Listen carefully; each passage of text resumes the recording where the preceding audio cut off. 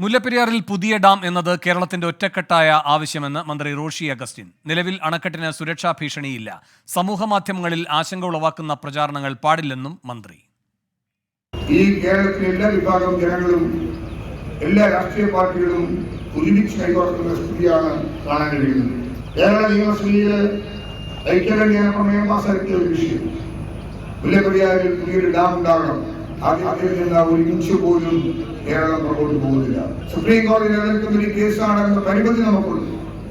എങ്കിലും out of കോർട്ടിൽ ഇത്തരം ചർച്ചകൾ ഉയർന്നു വരുന്നത് ഈ വിഷയം പരിഹരിക്കുന്നതിന് ആവശ്യമായ നടപടിയിലേക്ക് പോകാൻ സഹായകമാകുമെന്ന് ഞാൻ കരുതുന്നു.